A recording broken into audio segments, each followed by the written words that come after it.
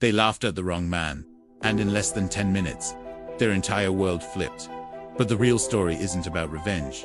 It's about how people reveal who they truly are. When they think you are nobody. He stood in the lobby with a worn canvas bag. Thin, bald, shoes cracked at the edges. To them, he looked disposable. To himself, he was just trying to survive chemo and return quietly to the company he built from nothing. 20 years earlier, he had walked into that same city with a dream and a borrowed suit. Back then, no one believed in him. But struggle does something to a person. It either hardens your ego or softens your heart. He chose the second. "Sir, you need to leave." 2 guards blocked the elevator. Phones came out. Smirks spread. The crowd smelled weakness, and humans can be cruel when they smell weakness. With that outfit, one guard mocked, "You smell like a hospital." And suddenly, the man who once signed million-dollar deals was being judged by holes in his shoes. Funny how power disappears the moment your appearance changes. Funny how respect fades when status isn't visible. But here's what nobody noticed. He didn't argue. He didn't raise his voice. He didn't remind them that he owned 60% of the company they were protecting. He just observed.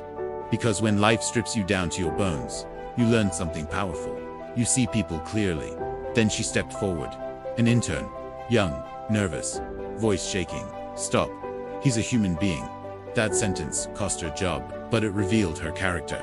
And in that moment, the energy in the room shifted, even if no one realized it yet. Because while everyone else was protecting their position, she protected her humanity. The CEO ordered them both out. The crowd felt satisfied. Justice, in their minds, had been served. But life has a strange sense of timing. The elevator chimed. The chairman walked out. "Mr. Cole, we've been waiting." Silence doesn't usually make noise. But that silence, it screamed.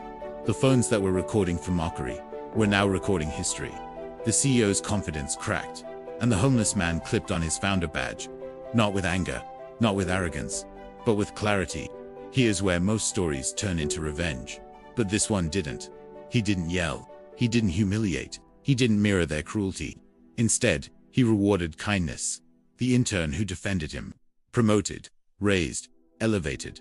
Because power isn't proven by punishment. It's proven by what you protect. Then he removed the CEO. Not because she embarrassed him, but because she revealed something far more dangerous than incompetence. Contempt. And contempt spreads like a disease inside leadership. But here's the deeper layer no one talks about. Years ago, when he first built the company, he had been treated exactly the same way. Dismissed, ignored, underestimated, and back then, it hurt. This time, it didn't. Because healing changes how humiliation lands. The lobby didn't just witness a corporate shakeup. They witnessed evolution. From a man once desperate to prove himself, to a man secure enough to test others instead. The truth. The way you treat someone who can do nothing for you is the loudest announcement of who you are. And sometimes the person you think is insignificant is silently deciding your future. So before you laugh, before you judge, before you assume, ask yourself, if power shifted in 5 minutes, would you be proud of how you acted? Because life has a habit of flipping scripts when you least expect it. And character is the only thing that survives the flip.